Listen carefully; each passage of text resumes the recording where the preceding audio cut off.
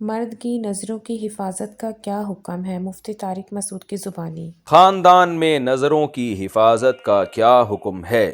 ہمارے ہاں جب مہمان آتے ہیں یا ہم کہیں جاتے ہیں تو نامحرم خواتین بے پردہ ہوتی ہیں، وہ سامنے آ کر بیٹھ جاتی ہیں۔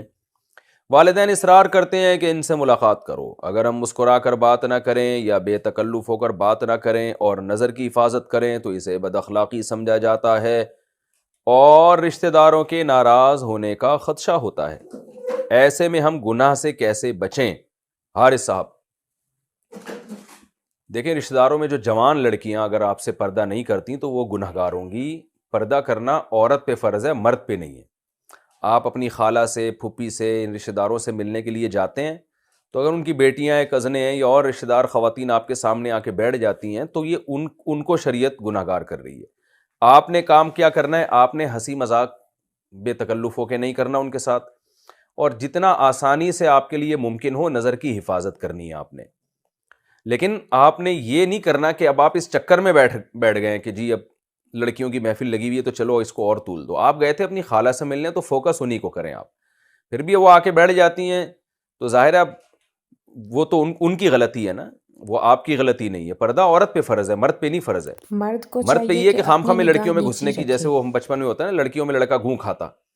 اب پہلے ہمارے زمانے میں بچپن میں تو ایسا ہی ہوتا تھا کہ وہ لڑکیوں کا شادی بیاہ میں تمبو الگ ہوتا تھا، لڑکوں کا الگ ہوتا تھا، تو کوئی لڑکا ادھر سے گھس کے لڑکیوں میں گھستا تھا تو ہم تو مذاق اڑاتے تھے لڑکیوں میں لڑکا گھوں کھاتا۔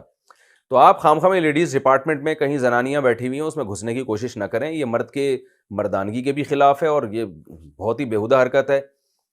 لیکن یہ کہ آپ عام محفل میں بیٹھے ہو، اس میں اگر آپ کی رشتہ دار خواتین آ کے بیٹھ جاتی ہیں تو آپ نہیں بیٹھے، بیٹھی تو وہ ہیں، تو آپ بس یہ احتیاط کریں کہ حتی الامکان نظر کی حفاظت کریں، اور کوئی ضرورت کی بات وہ پوچھ رہی ہیں تو آپ بتا بھی سکتے ہیں، اور پھر تھوڑا ریزرو رہیں آپ۔ عورت کو خود اندازہ ہو جاتا ہے یہ بندہ ریزرو ہے۔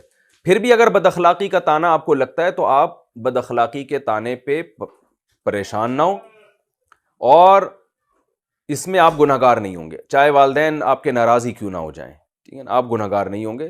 اور کوشش کریں پھر اس میں کوئی جو جتنی دیر ضروری آپ کا بیٹھنا ہو اتنا بیٹھیں، اس کے بعد اٹھ کے پتلی گلی سے آپ نکل لیں۔ زیادہ ٹائم ایسی مجلس میں آپ نہ گزاریں، کیونکہ آپ گئے اپنے ماموں سے ملنے، چاچا سے ملنے اور لوگوں سے ملنے، تو جتنی دیر کے لیے آپ گئے تھے اتنی دیر بیٹھیں اور پتلی گلی سے آپ نکل کے آ جائیں۔